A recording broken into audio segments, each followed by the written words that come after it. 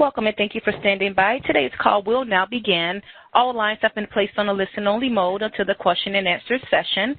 At that time, if you would like to ask a question, you would press star 1 and record your name when prompted. If you need to withdraw your question, you would press star 2. Questions and answers will also be taken via the WebEx at the time of the question and answer session. Today's call is also being recorded. If there are any objections, you may disconnect. And I will now turn the call over to Phil Thompson with the U.S. Census Bureau. You may begin. Good afternoon, everyone. As the operator mentioned, I am Phil Thompson, and I want to welcome you to today's How Building Suppliers and Developers Can Leverage the Census Bureau's New Building Permit Visualization webinar. The Census Bureau produces a wealth of information on building permits for new residential construction down to the local jurisdiction level. But what's been missing until now is a way to quickly and easily access and use the decades of data available. The Census Bureau's new visualization and extraction tool empowers users to engage this rich sub-county level source of information about the critical first step of construction, the building permit. This webinar will demonstrate how builders, suppliers, and developers can engage this tool to create visualizations that will assist their planning and growth strategies. This webinar will be recorded. The webinar recording and transcript will be available between 5 to 10 business days after this presentation. If we experience any technical delays, please utilize the chat feature to notify us of issues should any arise, and we'll do our best to address them. And lastly, at the end of the presentation, we will open the lines for a question and answer session. To allow everyone an opportunity to ask a question, we request that you ask one question and one follow-up question. I would like to introduce our speaker, Nathan Croy. Nathan is a lead analyst in the residential construction branch. I now turn it over to you, Nathan. Great. Thanks, Phil. And hi, everyone. Thanks for joining us this afternoon, or morning, I guess, depending on where you are. As Phil mentioned, we're going to talk a little bit about the building permit survey, kind of the survey in general for those unaware, some of the goals of our data with this tool, and then do some demonstration of this tool. So briefly about the building permit survey, provides national, state, and local statistics on new privately owned residential construction. So it goes all the way down to the place and city level, and then all the way up to regional and the nation as a whole. Data collected, we collect number of buildings, number of housing units, and permit valuation by the size of structure. So we have 4 categories: single family, 2-unit buildings, 3 to 4 unit buildings, and then 5 or more unit buildings to capture the larger apartments and things of that nature. Our survey is kind of broken up into 2 parts. We have a monthly survey of 9,000 permit issuing places that are sampled around the country, and then an annual census of an additional 11,000 permit places, and those together are a full census of all permit issuing places in the United States. In the future, we would like to have it be a census every month, so that's part of our ongoing planning, but at the moment, it's sort of broken up 9,000 monthly and 11,000 additional places annually. We provide a designated principal economic indicator and the only source of current and consistent small area data on new authorizations for residential construction. So basically, one of the big advantages of our survey is having that permit data at the really granular level, like I'd mentioned, cities, counties, MSAs, things of that nature. So before this tool, we had a lot of data, and it was kind of all over the place. The sort of basis for this was 5,500 text files on our census website. So I will show those to you real quick, just so you can sort of get an idea of where we're coming from with this. So that was our website there, and we had all these text files here. For instance, at the county level, we can go to the most recent one. So we had 2 files for every month, plus an additional annual file for every year. And the files themselves, this is just a July file here. You can see they themselves are also huge, and especially if you were trying to compile a time series or a larger data collection or do any sort of analysis, it was a little daunting having to go through all these. In addition, the Federal Reserve, they have their FRED data tool. I believe that's the St. Louis Federal Reserve that puts that together. It's really useful. They get a lot of data from us, but it's a lot more broken up and sort of in different locations. You can find maybe the data for one state or one MSA, but it's not really compiled into one place. Housing and urban development, we do a lot of work together with them. They have a tool using some of our data.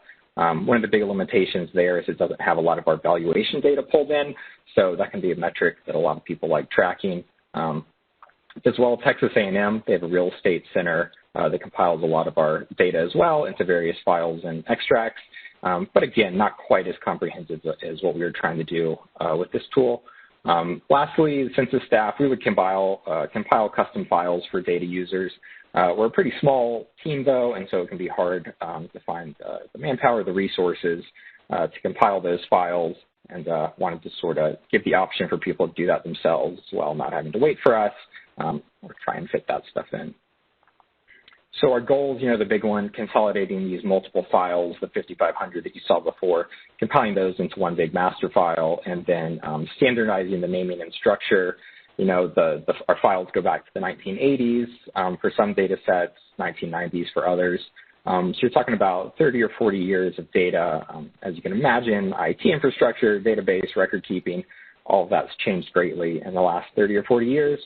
So files, as well as just being a lot of them, they're in different formats, as well as the naming, the geography, things of that nature are also different. So sort of trying to standardize that, have it in a nice flow was a big part of this project.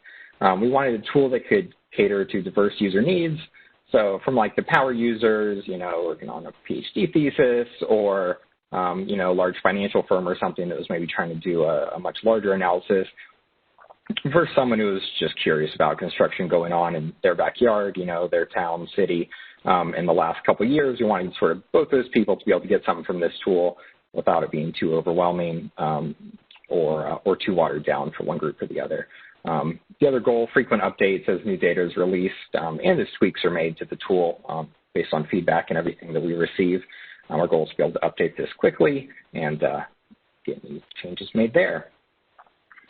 Future functionality we're hoping to add to the tool, table download being the big one. We really wanted this to be something people could look at data within the tool itself as a time series, but then more than that, be able to sort of get a custom data set and pull it down, whether that's for a city, a county, maybe all the counties within a state, things of that nature. I'll show you some examples of that later. But that's a big functionality that will be here in the near future. Just required a little more back-end work than we were expecting when we first put this tool out. As well, more historical data. Right now, the tool goes back to 1990 for most data sets, but we do have data prior to 1990 that we'd like to be able to incorporate at some point. There's just a few more standard changes to get that in there. As well, more geographic types, MSA being the big one. I know it's a really useful geography type and used by a lot of people, just because its ability to sort of go across state boundaries but sort of capture, an area can be really useful. So we hope to add that in the near future as well. Again, a few changes necessary to do that. Ways this data can be useful. It allows you to look at areas within your state where new permits are being issued. You might know that there's a lot of growth in your state or have heard that, but you don't necessarily know where that growth is occurring, and this will let you narrow that down.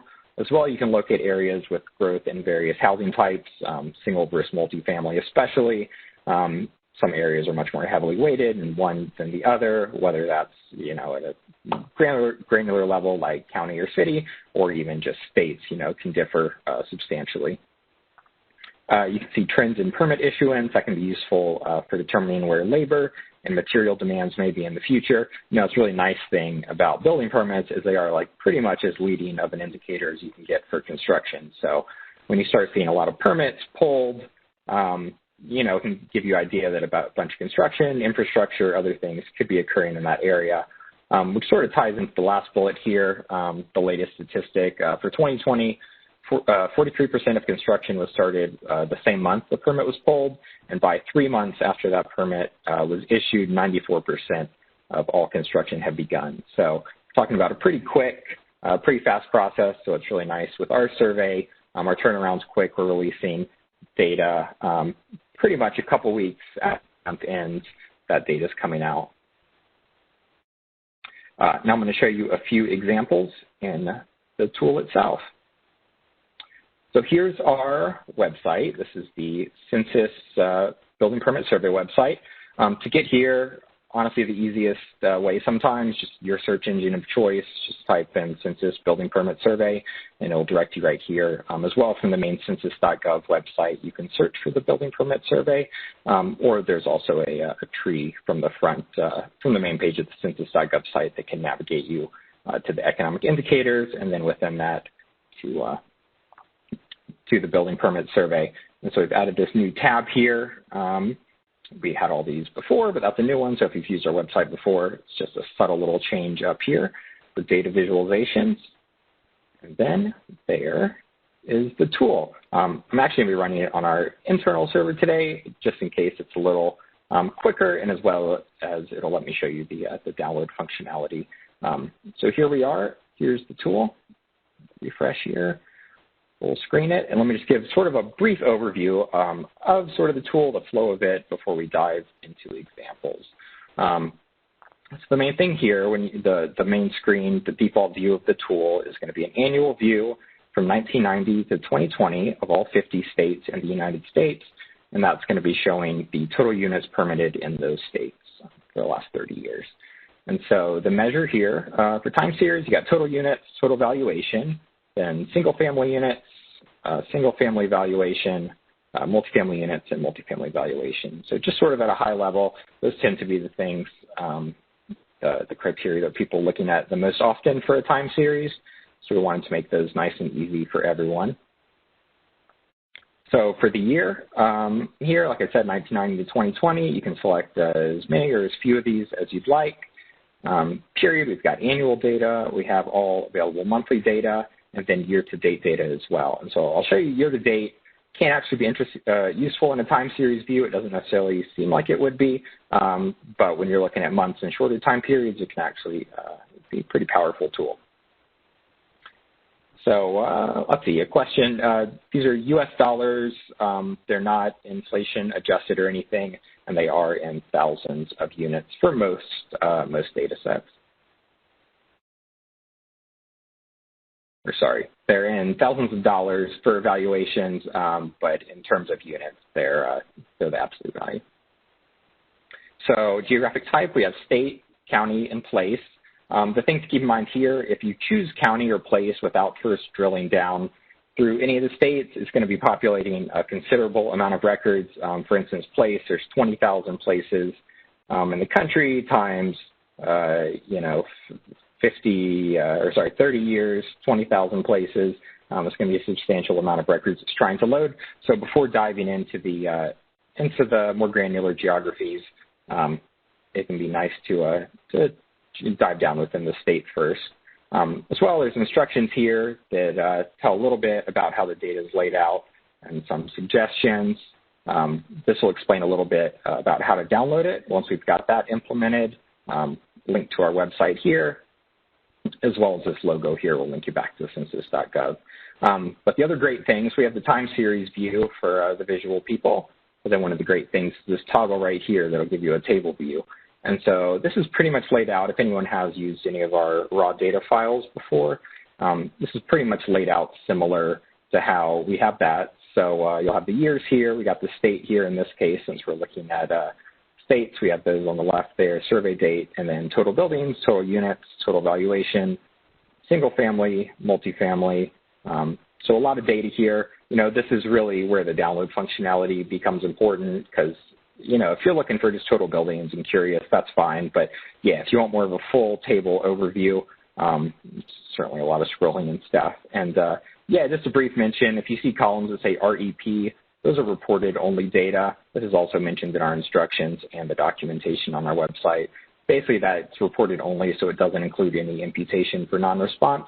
So this first set of columns, which includes imputation, is typically the numbers that you see put out by us, and probably gives a more accurate representation of the permitting occurring since non-response isn't just treated as a zero.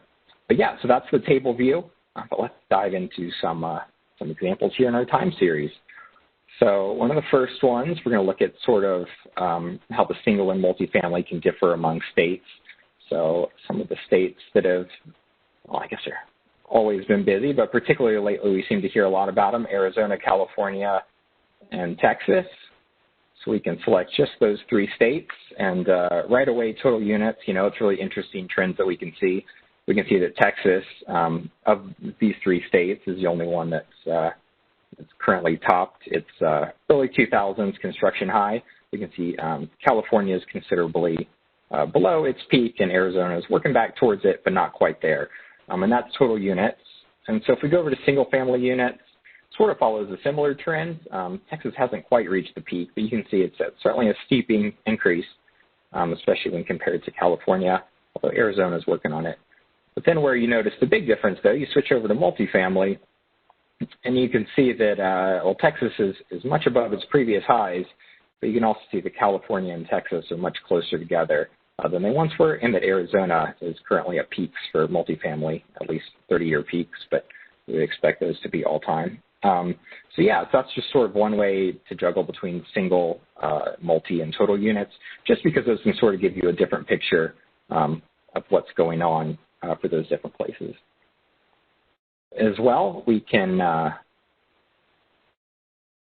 dive into counties within a state. So I live here in Virginia, so let's dive into Virginia and see. So we've selected just Virginia as our state. We can come over here under geographic type and select counties. It's a little bit chaotic. Of course, Virginia's got quite a few counties. But we can see Chesterfield, Loudoun, and Henrico here are some of the largest ones. So let's filter down to just those and sort of see what's been going on. This is one of the nice things. We have this search here, so if you don't feel like scrolling down through a list, trying to find maybe a specific county or a couple counties you're interested in, then this is a great option to have here. So there we can see, so right there, just with a few clicks, we've gone from sort of a 50-state total view all the way down to just 3 selected counties here in Virginia that have had quite a lot of construction going on. And I live here in Loudoun County, and so looking at this data is always interesting because we've heard in the recent decennial data put out that the population here has increased just over 30% in the last 10 years. That might lead one to think that there would be more permit issuance going on, but there isn't. And I guess that's always the debate with zoning is the number of construction necessary to keep up with everything. And then, of course, the great thing here, you have this data here, and then you can click over to the table view, and it's all that same data and much more, all here in a nice table broken out by unit types, as well as all the valuations, and it's got all the counties right there as well. And then let's go ahead and reset this view here. And let's dive into one specific county here. So let's go back to our states. Let's go to Arizona. Let's see what's been going on in Arizona. So if we go to county, we can see Maricopa County's had a lot of construction going on. But if someone's unfamiliar with Maricopa County there in Arizona, they might be curious what cities are within Maricopa. Why does it have such a large amount of construction relatively compared to some of the other counties there? So what we can do under the county view, we can select Maricopa, and we can dive down into place, and then we'll see all the places there in Maricopa County. And of course, for anyone who knows of Maricopa County, it's probably no surprise Phoenix is one of the big causes there of all that construction happening, as well as Mesa, though. Mesa, Arizona also has a considerable amount of construction going on. And again, you can switch through these. Single family, of course, another interesting one. We see Phoenix and we see Buckeye, Arizona. Actually has quite a lot of single-family construction going on. As well, you can sort of see the shift in Phoenix from those early mid-2000s, when they were topping 12,000 single-family units permitted for 2 years in a row. Even now, with all the construction lately, they're not quite to 5,000. So even there alone, you can see that it really is this multifamily. It's kind of a change in the construction landscape we're seeing in the last couple of years. So what we can also do is we can do some year-to-date. Got some things. So let's dive down here into year-to-date, and then let's go for current year, see how 2021 is going. Of course, we can see Phoenix and Mesa.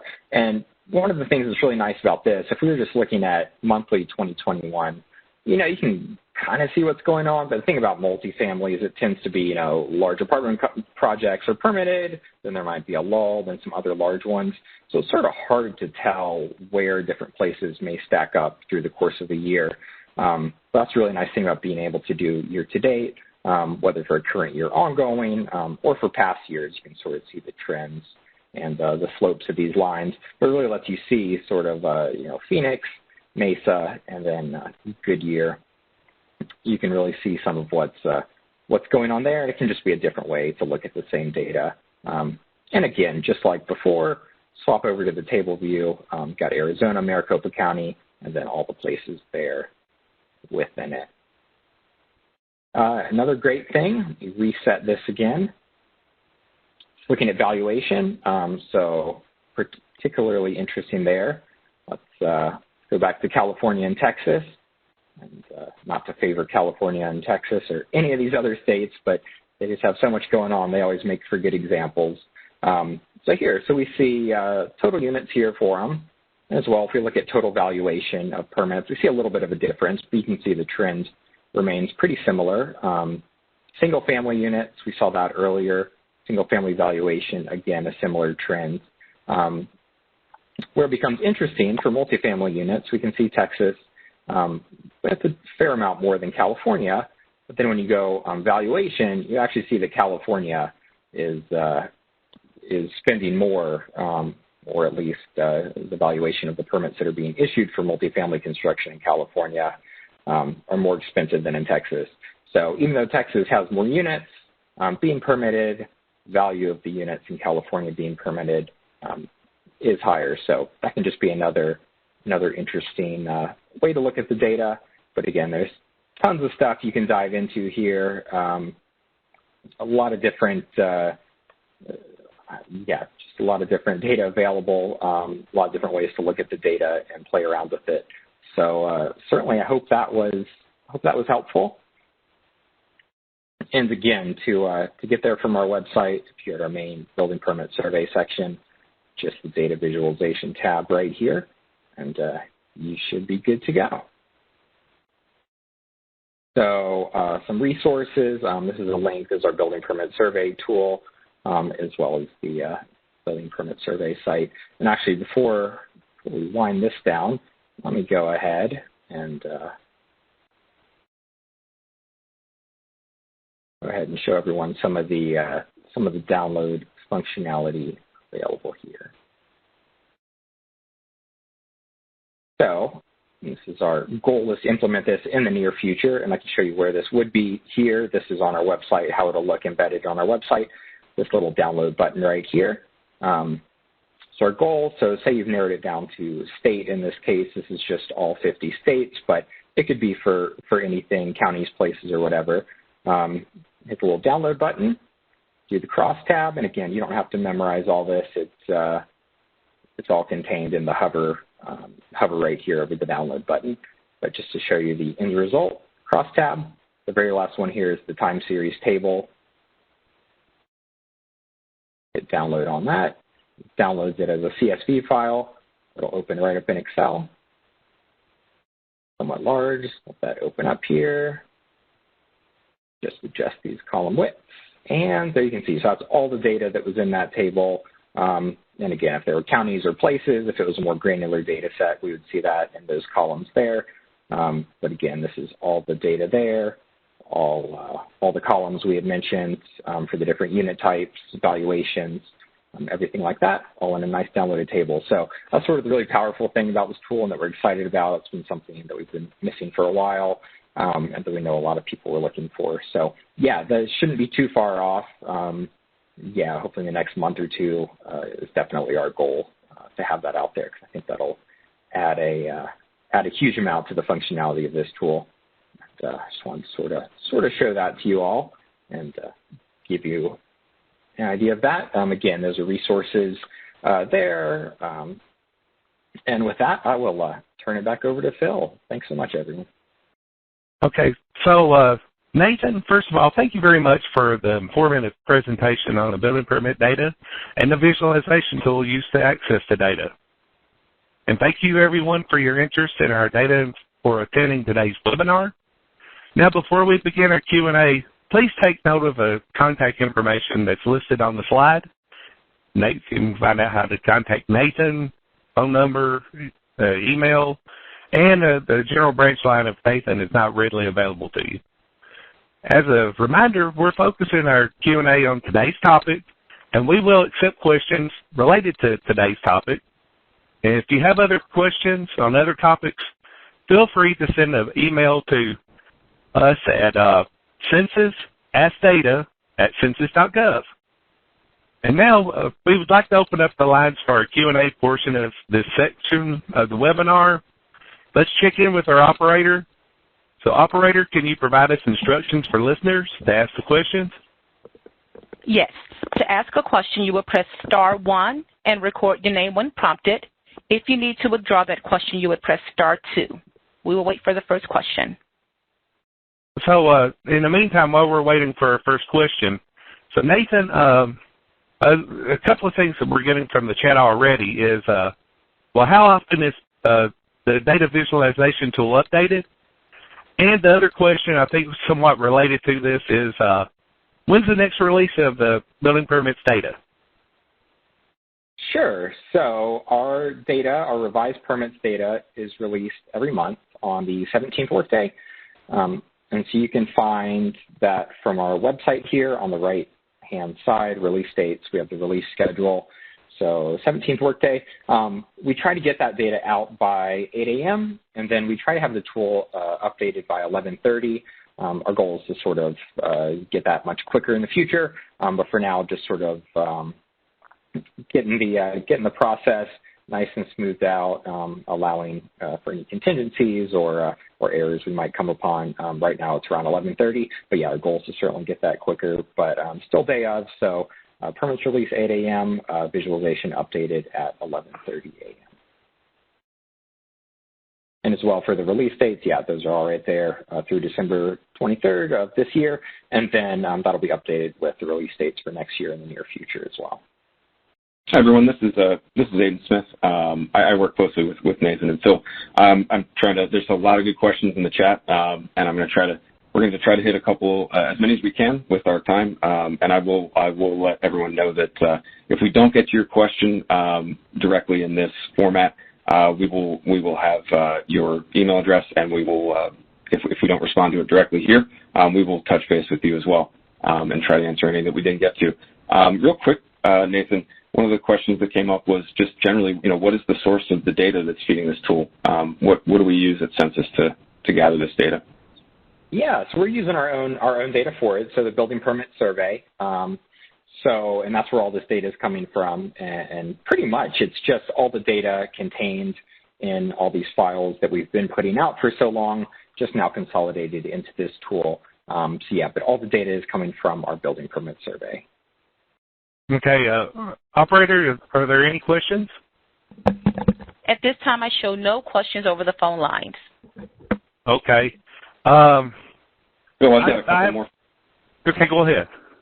Okay, great. Real quick, Nathan, can you tell us what tool, what application we developed the tool in? Was it Tableau, Power BI? Sure, yeah, it was Tableau. Absolutely, yeah. So we built this in Tableau. Behind the scenes, the data is being pulled and run through Alteryx. So what we're doing there, and then pulling that file into Tableau, absolutely. Excellent, thank you. Another one that I saw come up a couple times, like you said, Nathan, I think a lot of folks are interested in CBSA and MSA geography types. I think you mentioned that this is in our plans to integrate that into the tool. Just wanted to confirm whether that was the case and, whether or not there is a rough estimate of when that might be available. I don't know if you can speak to that. Yeah, Yeah, timelines. No, we definitely want to get it integrated. Like I said, it's a great data set. You know, I think it's probably one of the most powerful ones and one of the ones you hear about a lot. It's sort of that real sweet spot between, like, you know, a larger state level and a smaller county level. It's sort of right there and captures a huge amount of the construction and a huge amount of the population, of course, is sort of the point of it.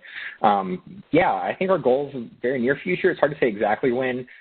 You know, the tricky thing about MSAs and CBSAs is sort of the cities contained within them, as well as their boundaries are constantly shifting. And then even more so than that, the names themselves of the CBSAs are constantly changing. So yeah, for sure we'd like to get it in. It just sort of is a matter of deciding what the best way is to handle that. A lot of other surveys or a lot of other data tools that use our data, and MSA data in general, kind of do a few different things. Some of them just sort of go with whatever the current MSA name is and just sort of roll that back through, which, you know, so the title might be something for this current year. It could be representing something different in the past. But yeah, that's one option we've considered, or just putting them out there. It might end up with a lot of broken time series, though. You might have something from 99 to 2003, and then the name changes, the boundary changes, and then you have another chunk. So how useful that can be is another piece of it. So yeah, we'd like to get it out there, and it's definitely in the works, and for sure one of the things we want to do soonest. Great. I do have another one. If there are a couple that are on the same topic, maybe we can hit those real quick. So this was one of the questions that came up was, can the tool show affordable housing permitted at the city level? Is that something that we track with the building permit survey? Yeah, unfortunately not. You know, the great thing about our survey is that it's really granular and detailed as far as like geography and getting down to those low jurisdiction levels. The other side of that, though, is that it's a pretty abbreviated survey. We're really just collecting the number of new permits issued for the few different housing categories we have, which is just single, 2-unit, 3 to 4, and 5 or more unit buildings. So we're just collecting the total number of units permitted there, the total valuation, and that's basically it. So to break things up into affordable housing and things like that is tricky. The one thing, you know, a lot of affordable housing, some affordable housing, I guess I probably shouldn't say a lot, I don't know the exact breakdown, but our survey does exclude public housing. So if it is funded by the city or state, then it wouldn't be included in our survey. But other than that, it's just hard to say since it just sort of goes in with all the other large multifamily construction down in there. But that would be a great data resource. I'm not sure if that is collected somewhere else, but it's nothing that we have in our survey at the moment, unfortunately. Okay. Thanks, Nathan. And Phil, you can cut me off whenever. I've got so many questions, and I'm trying to hit on some of the topics. But just let me know. Okay. So, go ahead, Hayden. You're on the tear. No problem. All right. So one of the other questions was, so we've aggregated all of the data on the back end to feed the tool. Is there any way for users to kind of grab the entire, you know, curated data set of just everything? Is that something that's possible? It's something we've talked about, and I think it would be something we'd like to be able to put out there. I think the only limitation of that is just file size. You're talking about 300 to 600 megabytes, kind of depending on how much we have in it at any given time. So it's a pretty large file, but yes, it's certainly something we've considered and would like to get out there for like the power users who really want all the detailed information. I did see something in the chat, someone had asked about shapefiles and FIPS codes and things like that.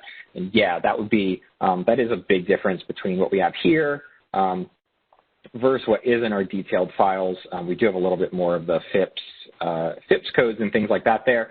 And we could add those in there, and that's something we've considered. It just becomes, again, that sort of balance. If we start adding a bunch of FIPS codes and other jurisdiction and geography codes there, how does that work with the functionality of the tool for people who just want to glance at it real quick? Does that suddenly make it too overwhelming? So, yeah, we'd love to have the full data set out there in some way at some point. But, yeah, we're still working on the best way to host that and make that available. Okay, great.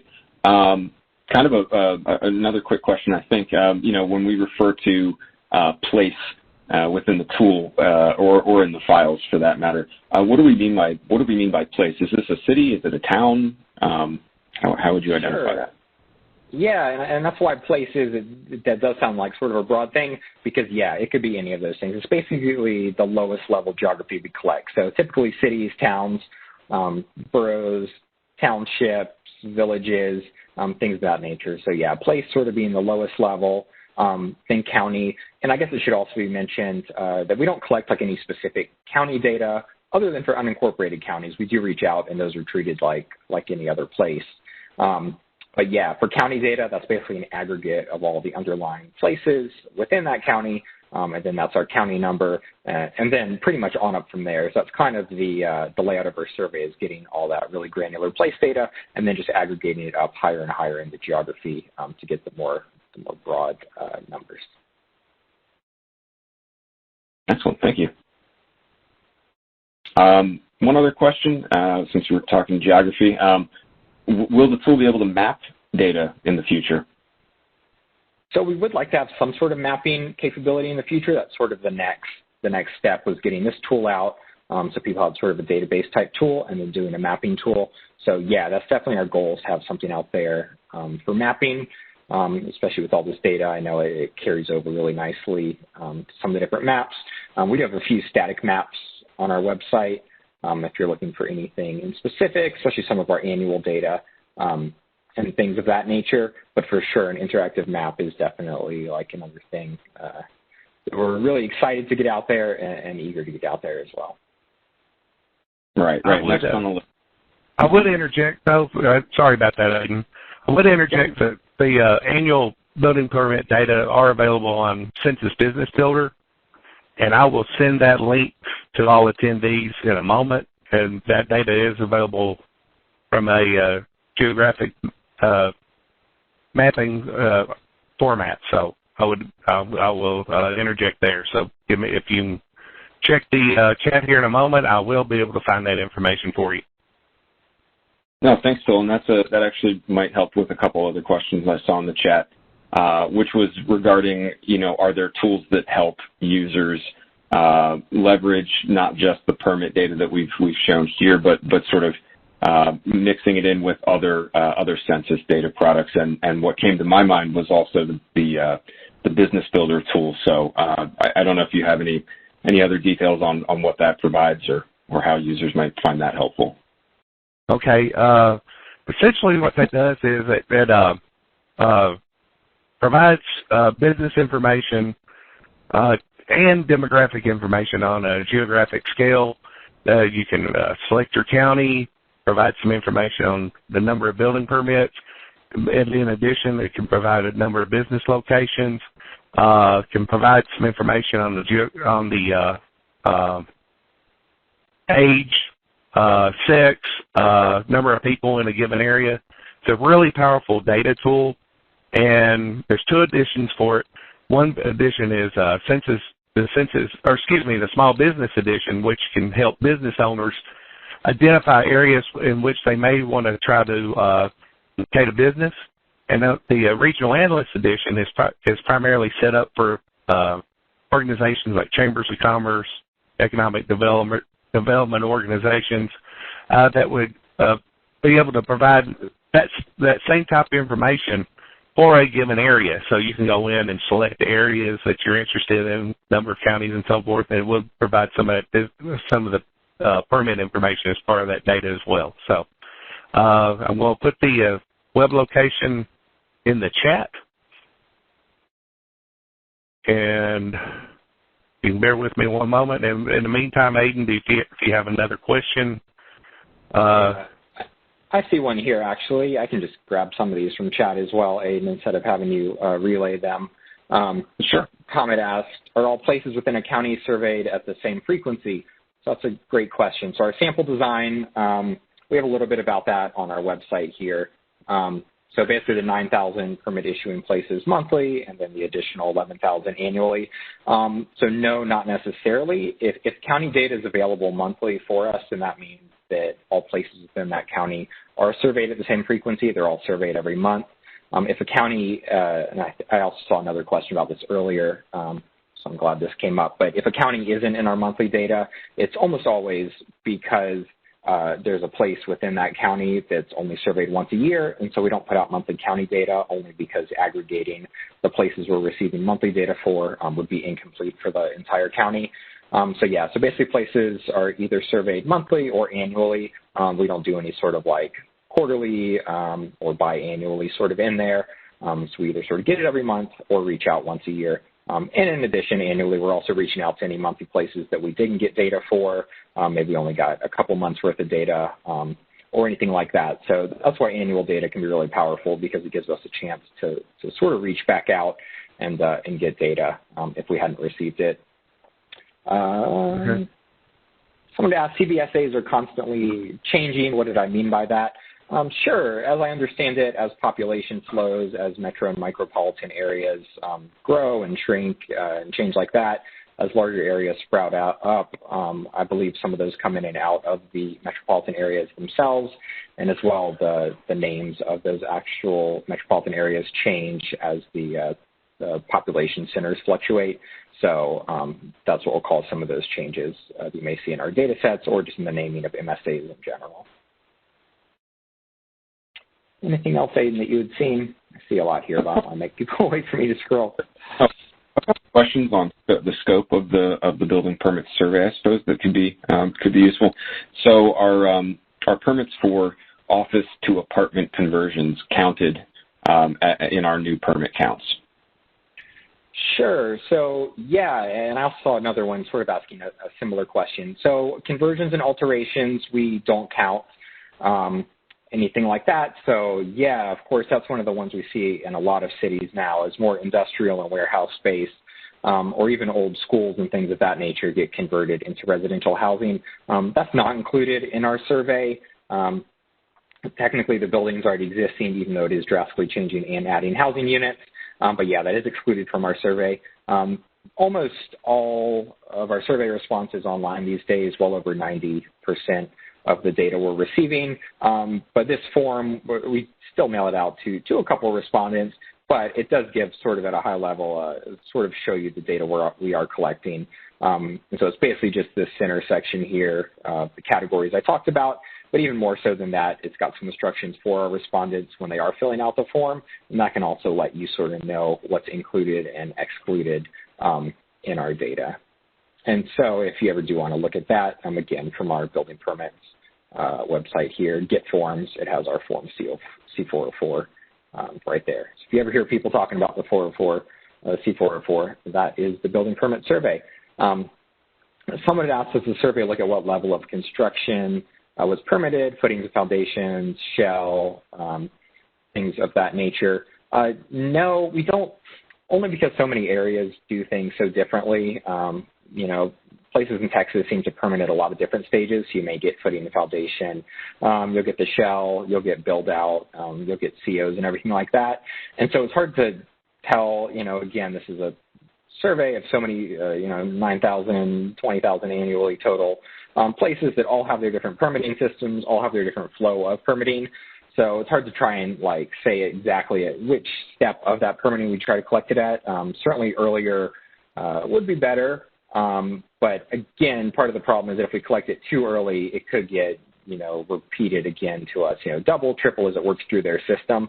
So sort of our goal is to only be collecting, especially the larger structures, only collecting those units once and sort of whenever that works best for the respondent during their permitting flow, we will take them. So I know we're well over our scheduled time, and I'm really excited we've got so many great questions. There was at least one other that I wanted to get to. So Nathan, the question is, do we have any data on when construction begins after permit issuance? Is that available on our website or tool, if it's available? Yeah, for sure. So as well, so we talked a lot about the building permit survey. But of course, we do a lot more just the building permit survey. So we also have the survey of construction, which does more of the life cycle of the permitting and construction process. So it's following from permit issuance to groundbreaking, construction start, completion, sales, things of that nature. And one of the great data sets they have, length of time from authorization to start and from start to completion. So this can be a really nice data set to take a look at if you're curious sort of how quick projects are progressing from the permitting to the construction stage. As well, you can see that broken up by types of units and things of that nature. So yeah, that can be a great data set, as well as SOC, the Survey of Construction, called it SOC, has a lot of other great data. You know, the real limitation there is it's got a ton of granular data about sort of the time flow of permitting and things like that. It's also got great data on characteristics of housing, but this is just at the U.S. and regional level. So that's sort of the trade-off is it's got a lot of really great data, but just because of survey limitations, it's only at the regional and U.S. level and can't get down to that really granular level. Something of that scope would just be extremely difficult to implement.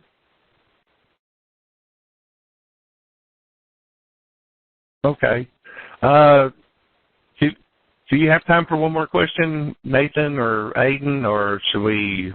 I know we're trying to be cognizant of everyone's time and availability. So sure, we do, and there's so many more good ones in the chat and everything. I would just encourage everyone to take down my information here. If we didn't get to your question, whether it's a more broad building permit survey question, you can reach us at our branch line or our branch email address as well. This is my direct office line and email here, or even more broad census questions, you can reach out there as well. So yeah, okay. These are all great options available to everyone. Okay, I'll tell you what, Nathan, can you take one more question and then we'll close out this webinar? Absolutely, go for it. Okay. I believe this one may have been asked, but I know. Here's what I've done up to this point. I've provided some links to the direct link to the data visualization tool in the chat.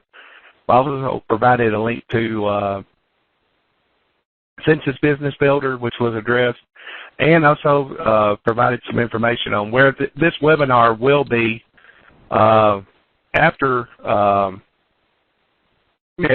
About 5 to 10 days after this presentation. So, in fact, I could probably send to the participants today, if that's possible, to send that link to whenever the data are readily available. So, I believe this was answered already. I think this one was just, you just answered it. Do you track building permits after they've been authorized? I believe the answer was yes with the detail that you just provided. Yeah, exactly. So yeah, that would be that survey of construction data that tracks a lot of that. So yeah, great resource, great staff there. We work a lot with them, do a lot of reconciling between our permits data and everything like that. So yeah, definitely check them out. Again, survey of construction. And yeah, they're part of our residential construction branch, and they put out a ton of great data. Okay. At this point, let's go ahead and I can just finally say, and I think I can speak for Nathan and Aiden, thank you very much for attending today's webinar. This is going to conclude our presentation for today.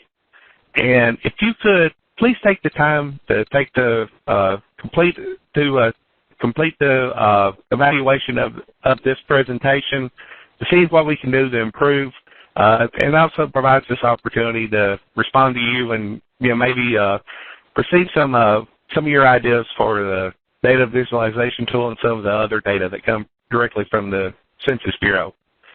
So, like I said, please stay tuned for the presentations within 5 to 10 business days. And finally, we'll post the slides on our website, and have a great day. And thank you very much. Great. Thanks so much, everyone. Appreciate it. Thanks for all the questions. This does conclude today's conference. Thank you all for participating. You may now disconnect.